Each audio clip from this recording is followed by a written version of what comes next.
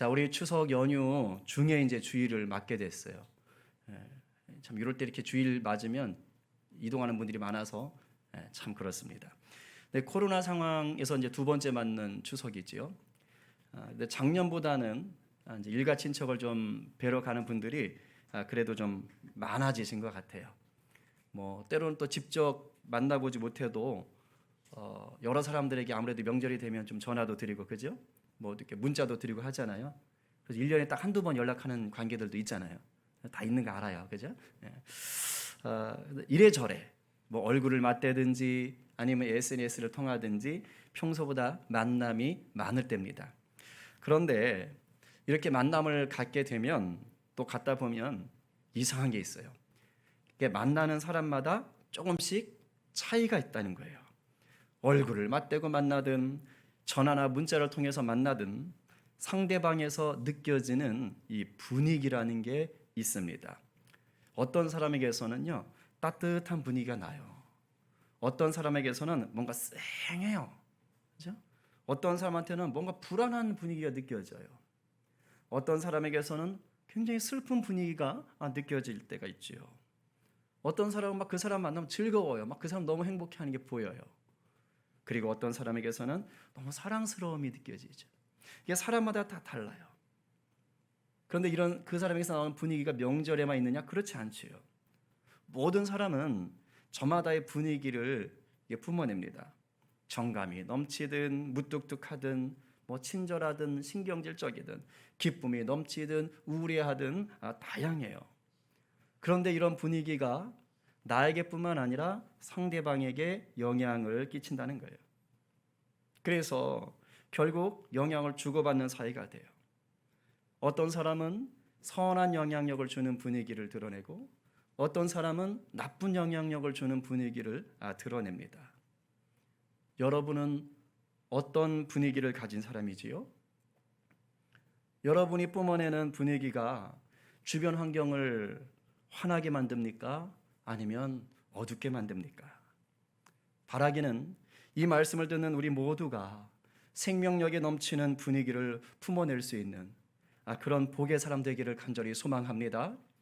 이번 추석 명절에 추석에 이제 가족들, 친지들 또 친구들 만나실 텐데 그 자리를 환하게 만들 수 있는 은혜의 통로 되기를 간절히 축복합니다. 아멘. 가슴에 손 얹어 보십시다. 자, 이렇게 선포하세요. 나는 복의 통로다. 나는 은혜의 통로다. 믿음으로 취하시길 바랍니다. 아멘이에요. 각 사람에게서 뿜어져 나오는 분위기를 오늘 본문은 뭐라고 표현하느냐? 냄새 그리고 또는 향기라는 말로 표현해요. 사람마다 고유하게 품어내는 영혼의 향기, 인생의 향기, 삶의 향기를 말합니다. 이것은 그 사람의 내면 속에서, 마음 속에서 흘러나오는 향기인 거예요. 여러분, 아무리 아름다운 향수병이라도요, 그 향수병 안에다가 죄송해요 이런 표현 써서 똥을 집어넣으면 그 향수병에서 무슨 냄새 날까요? 빨리 말해보세요. 입술이 고귀하셔서 험한 말은 안 쓰셔. 그죠? DDONG. 그죠? 똥. 그 똥 냄새 나는 거, 똥 냄새. 이쪽에 자리 비어 있어요. 똥 냄새. 여러분, 향수병이 아무리 뭐 몇십만 원, 뭐 몇백만 원짜리 고급지고 굉장한 향수병이어도요, 그 안에 똥 집어넣으면 그건 뭐 백발백중 똥 냄새 나는 병이에요. 그렇지요? 그런데 여러분, 그냥 아무 볼품 없는 병, 그냥 보잘것없는 병, 평범한 병, 뭐 이렇게 그 음료수 먹고 버리다가 남은 병, 거기다가 저는 안 써봤지만 뭐 같은 유명한 향수가 샤넬 5 뭐 그런 거, 샤넬이라든가 아니면 이제 제 아내가 만드는 그 아로마 같은 거 있거든요. 굉장히 이렇게 향이 좋아요. 어제도 라벤더 여기다 막 이렇게 쳐발라 주시고 막 그러셨는데, 그러니까 그런 거 있잖아요. 그런 것들. 그리고 뭐 그 우리 용근 형제 한나자매 이스라엘로 그 신혼여행 갔다가 오면서 이제 제가 줄에 섰으니까 오면서 이스라엘 그 나드 향 있잖아요.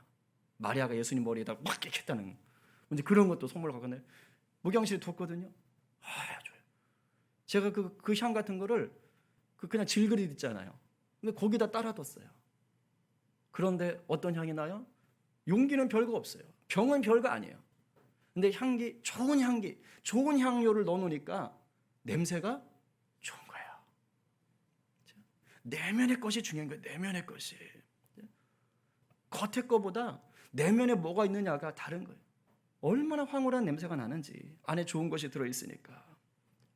우리 내면에 어떤 향을 내는 것이 있는가가 중요한 거예요. 그게 우리 영혼의 향기이고 인생의 향기인 거예요. 그렇다면 우리는 어떠한 향기를 내는 사람이 되어야 되겠습니까? 우리 내면에 어떤 향기가 들어가야 될까요? 오늘 말씀이 그 답을 주고 있어요. 어떤 향기를 내야 나도 살고 남도 살릴 수 있는 복된 인생이 되느냐. 오늘 말씀 속으로 좀 깊이 들어가기를 바랍니다. 먼저 14절, 우리 쉬운 성경으로, 학생들도 있으니까 쉬운 성경으로 읽겠습니다. 자, 시작. 그리스도 안에서 항상 우리를 이끌어 승리의 행진을 하게 하시며 어디서나 우리로 그분을 아는 지식의 향기를 풍기게 하시는 하나님께 감사드립니다. 감사드립니다. 고린도서는 사도 바울이 썼습니다. 사도 바울이 지금 이 본문에서 하나님께 감사하고 있어요.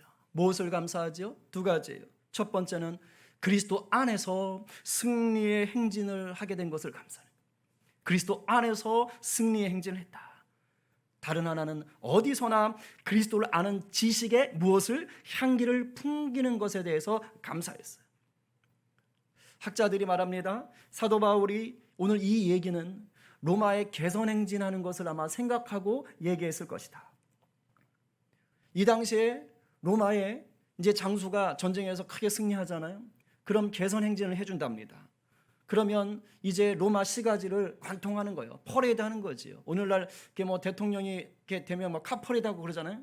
이제 그런 걸 하는 겁니다. 그런데 이때 개선 행진을 하는 그 마차나 그 행렬에서 무엇을 피워 올리느냐? 향기 좋은 향을 계속 피워 올린대요. 그러면 개선 행진을 구경하러 나온 사람들이 어떻게 되는 거지요? 눈으로는 승리한 장군과 군대를 보는 것이고, 귀로는 그 승리의 나팔 소리를 듣는 것이고, 코로는 뭘 받는 거예요? 아름다운 향기, 승리한 자들의 향기를 계속해서 맡게 되는 거예요. 사도 바울은 이런 개선 행진의 풍경을 믿음 생활에 지금 적용하고 있는 거예요. 세상의 군대는 전쟁을 할 때 말이나 병기, 칼과 창 등을 의지하지요. 이런 것들이 무기들이 많을수록 또 잘 훈련되어 있을수록 전쟁에서 이길 수가 있지요. 그렇다면 사람의 영혼은 어떨 때 승리하는 인생이 될까요? 오늘 사도 바울이 말하잖아요. 그리스도 안에 있을 때 승리한다는 거예요. 그리스도 안에 있을 때, 그리스도 안에서 항상 우리를 이끌어 승리의 행진을 하게 하신다. 그리스도 안에 있을 때 그리스도께서 우리를 이끌어서 어떤 자로? 항상 승리하는 자로, 승리의 행진을 하는 자로 우리를 붙잡아 주시는 거예요.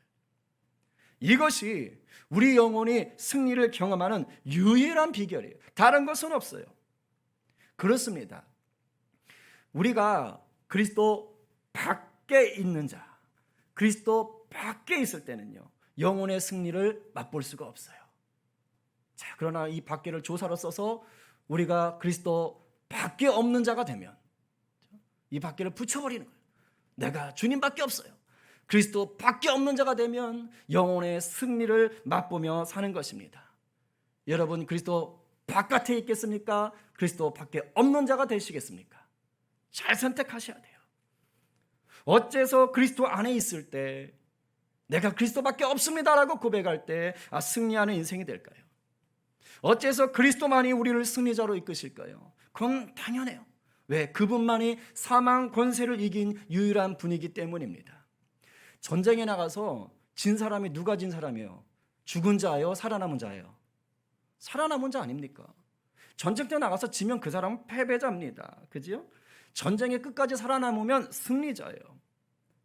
죽음의 권세, 사망의 권세를 이기신 분이 누구예요? 예수님 아니에요. 안 죽으셨잖아요. 죽었다 사셨잖아요. 그러니 우리 주님만이 죽음을 이기는 유일한 승리자가 되십니다. 그리고 바로 그 예수 그리스도를 내 구주로 영접하는 자는 그 부활의 신앙, 그 부활의 삶을 내 것으로, 영생을 내 것으로 취할 수가 있는 것입니다. 믿으십니까? 아멘이지요, 아멘이지요. 이 은혜가, 주님을 왕으로 삼고 승리하는 이 은혜가, 이 승리의 행진이 저와 여러분의 삶에 날마다 선포되기를, 이루어지기를 간절히 축복합니다. 이렇게 그리스도 안에 온전히 거할 때 이런 사람은요, 자연스럽게 어떻게 되느냐? 그리스도를 아는 지식의 향기를 품어내는 거예요. 어디서나 우리로 그분을 아는 지식의 향기를 풍기게 하시는, 여기서 지식의 향기를 풍긴다는 말은 뭐 성경 지식이 많다, 아니면 예수님에 대해서 좀 아는 척을 한다, 이런 뜻이 아닙니다. 성경에서 주님을 안다, 하나님을 안다, 요 안다라고 말할 때는 단순히 지식이 아니에요. 성경에서 안다라는 것은 뭐냐? 인격적인 관계를 맺어서 깊이 안다는 뜻이에요. 이 히브리 용어로는 야다라는 표현을 써요. 남자 여자가 결혼해서 관계 맺는 때도 이 말을 쓰는 거예요. 그만큼 깊이 안다는 뜻이에요. 그래서 친밀함이 넘치는 관계를 얘기하는 것입니다. 고로 내가 예수님을 아는 지식의 향기를 풍긴다는 것은 무엇입니까? 다른 사람들이 나를 통해서 내 안에 계신 예수님의 사랑, 내가 누리는 예수님의 은혜 등에 대해서 알게 된다는 거예요. 나가서 그 사람의 삶 속에서 내 안에 계신 예수 그리스도를 증거하는 자로 살아가게 된다는 뜻입니다. 무슨 말이지요? 정체성. 그 사람의 정체성이 이제는 예수의 사람, 예수의 제자가 되었다는 것이에요. 정체성이 예수의 사람, 예수의 제자가 되면 이제 어떤 영향력을 끼치며 살까요? 15절입니다. 쉬운 성경으로 함께 읽어보지요. 자, 시작. 우리는 구원받은 사람에게나 멸망당하는 사람들에게나 하나님 앞에서 그리스도의 향기입니다. 아멘. 구원받은 사람에게나 멸망당하는 사람에게나 하나님 앞에서 우리가 그리스도의 향기다. 무슨 말이에요? 어떤 상황에도 우리의 정체성은 하나, 변하지 않는다. 믿는 사람을 만날 때나 믿지 않는 사람을 만날 때나 나는 누구냐? 예수의 향기, 그리스도의 향기, 한결같은 예수의 사람이다라는 거예요. 종종 우리 성도들이 믿지 않는 사람들 속에서 어울릴 때가 있지요. 직장에서든지 학교에서든지 이렇게 명절이든지 믿지 않는 사람들이 이제 대부분이 있는 곳에서 생활을 해야 될 때가 있단 말입니다. 그런데 이럴 때 아무도 그 사람이 내가 예수 믿는 사람인지를 모르는 경우가 있어요.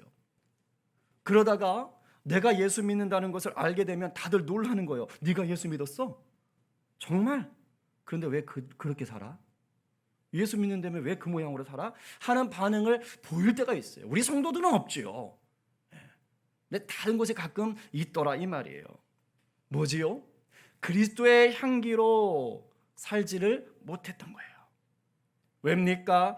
그리스도 안에 온전히 거하지 못하고 있기 때문이에요. 예수님밖에 없는 인생이 되어야 되는데 여전히 예수님과 세상 사이에서 주저주저하고 갈등하고 양다리 걸치는 그런 인생으로 살고 있기 때문입니다. 우리 성도들 중에는 없겠지만 어쩌다 한 번씩 이런 모습을 보이는 분들이 있습니까? 주님은 어떠한 상황에도 우리가 그리스도의 향기가 되기를 원하세요. 이미 그 권세를 주셨고 은혜도 주셨어요. 이것을 여러분들이 믿음으로 선택하시는 거예요. 내 것으로 취하시는 거예요.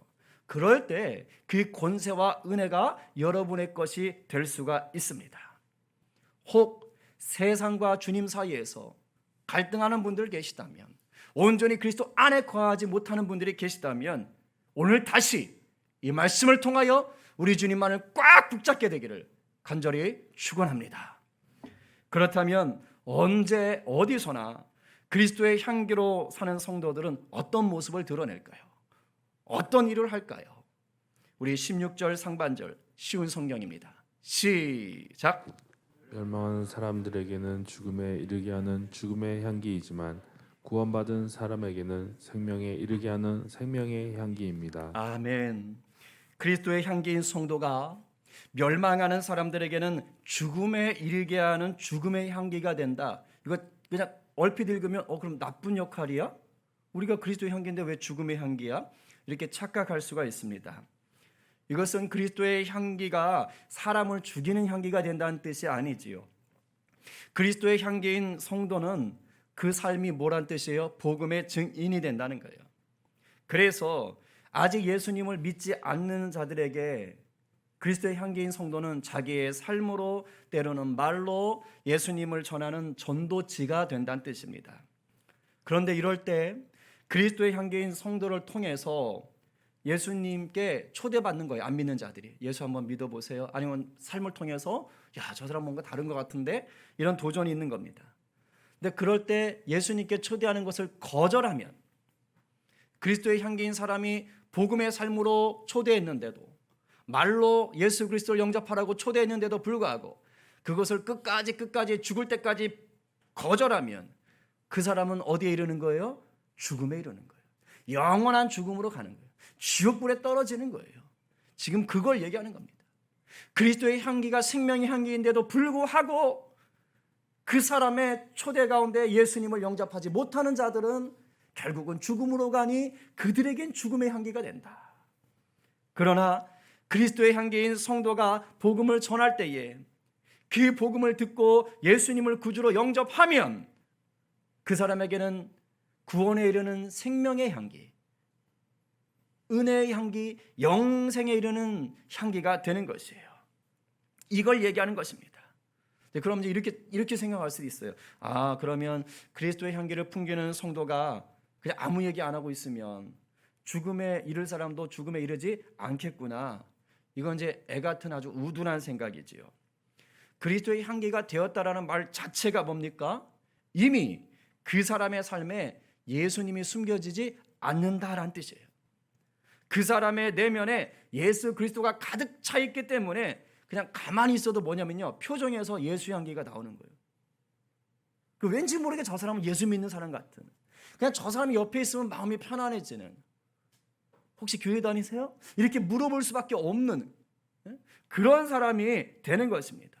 말에서, 사소한 행동에서 예수의 향기가 나온다는 거예요. 그리스도의 향기는 곧 복음을 전하는 전도지라는 겁니다. 믿지 않는 자들은 그리스도의 향기된 성도들을 통해 구원의 문으로 향하는 초대장을 받는 것이에요. 이 자리에 있어서 조금 죄송하긴 한데 용수 형제가 아르바이트를 하는데 얼마 전에 어떤 분이 다가오더니 이제 일하는 곳에서, 직장에서 일하는데 어떤 분이 다가오더니 교회 다니냐고 물어보더래요. 그래서 그렇다고 하면서 어떻게 하셨습니까? 그랬더니 그분이 그러더래요. 밥 먹을 때 기도하더라. 용수 형제가 남들에게 나 예수 믿어 이거 자랑하려고 일부러 밥 먹을 때 기도하지는 않았을 거예요.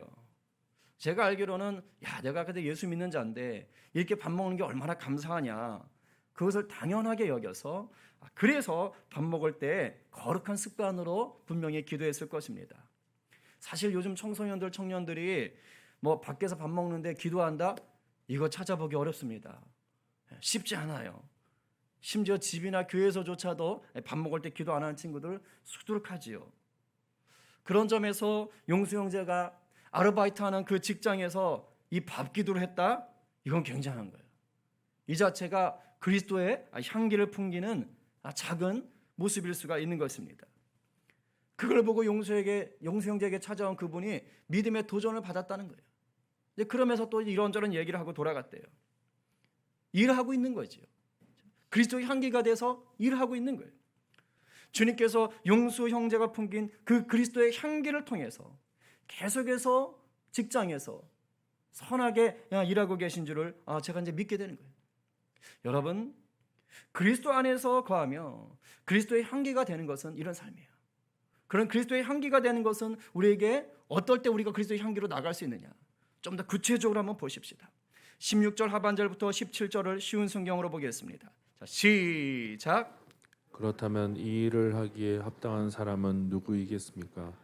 우리는 많은 사람들과는 달리 돈을 벌기 위해 하나님의 말씀을 팔고 다니는 사람들이 아닙니다.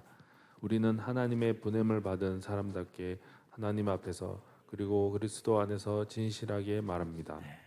사도 바울은 이렇게 그리스도의 향기가 된 복된 일을 하기에 합당한 사람이 누구냐라고 묻는 거예요. 사실 인간적 조건으로 보면 합당한 사람 없지요. 그러나 그리스도 안에 거하면 누구라도 이 복된 향기, 그리스도 향기가 될 수 있다는 거예요. 그러면 그리스도 향기가 되는 것, 그리스도 안에 온전히 거하는 것은 어떨 때 가능한 것이냐? 바로 하나님의 말씀을 순수한 마음으로 받아 말씀대로 사는 것입니다. 지금 이 사도 바울이 얘기하는 16절, 17절 말씀은 그때 당시에 이런 배경이 있었다 그래요. 고린도 교회에 삭군 설교자들이 있었대요. 삭군, 그러니까 돈 벌려고 설교하는 것이죠.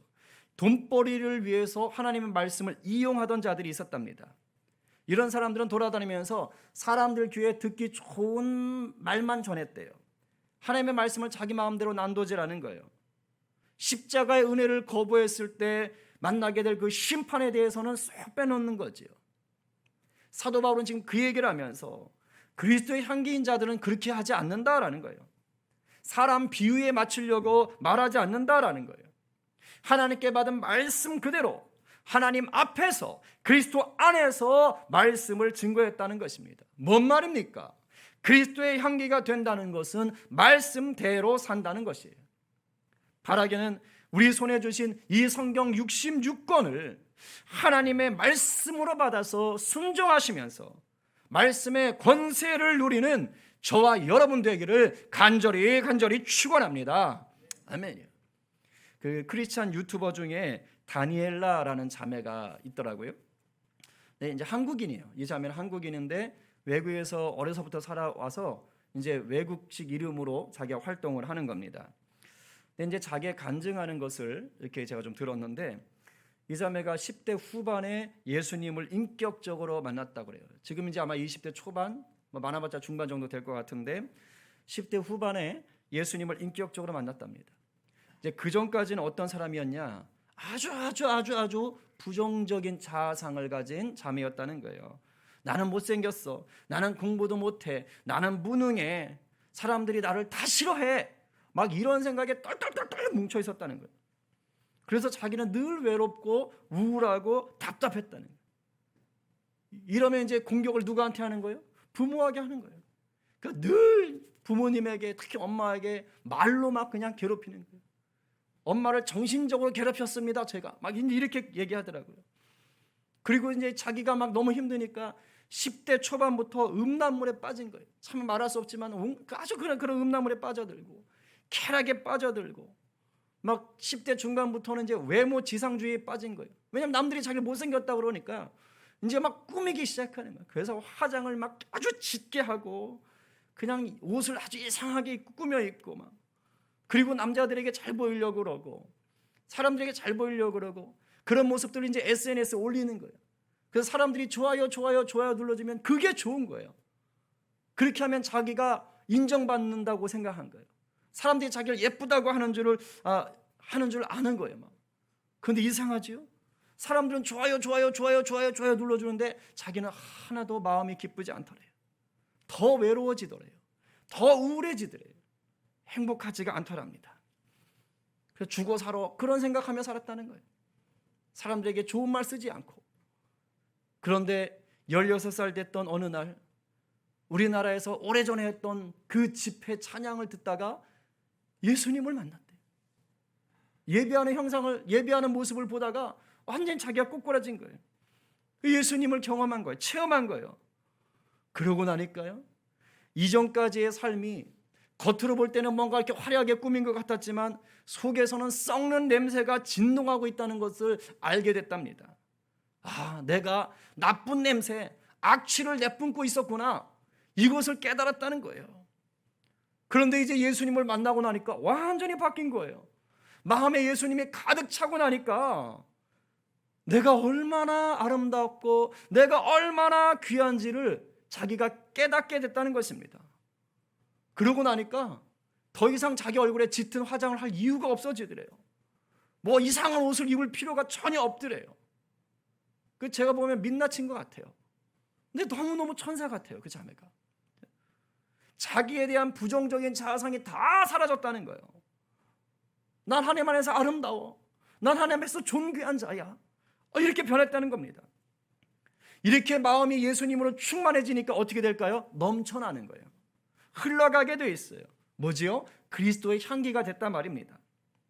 이제 그 자매는 자신이 만난 예수 그리스도를 증거하지 않을 수가 없게 된 거예요. 그래서 어떻게 하면 사람들에게 예수를 전할 수 있을까 하다가 유튜브에 계정을 만들고 거기에다 뭐 꾸미지도 않아요. 그냥 있는 그 자리에서 간증을 전하고 주님 주신 말씀을 전하고 뭐 그러는 거예요. 근데 사람들이 굉장히 많이 보는 것 같아요. 더구나 영어로 또 하니까 외국인들도 많이 봐서 은혜를 받고 도전을 받는 걸 봅니다. 그렇습니다. 그 누구라도 주님을 인격적으로 만나면, 그리스도 안에 거하면 강력한 그리스도의 향기가 될 수가 있습니다. 이제 정리하겠어요. 아무리 교회를 오래 다니고 아무리 성경 지식이 많아도요, 그 심령 안에 그리스도가 살아 계시지 않으면 그 사람에게서는 그리스도의 향기가 나오지를 않아요. 제가 아까 병 비유 들었잖아요. 모양만 크리스찬이고 안에는 똥이 들어있을 수 있다는 얘기예요. 그리스도가 살아있어야 그리스도의 향기가 나오는 것입니다.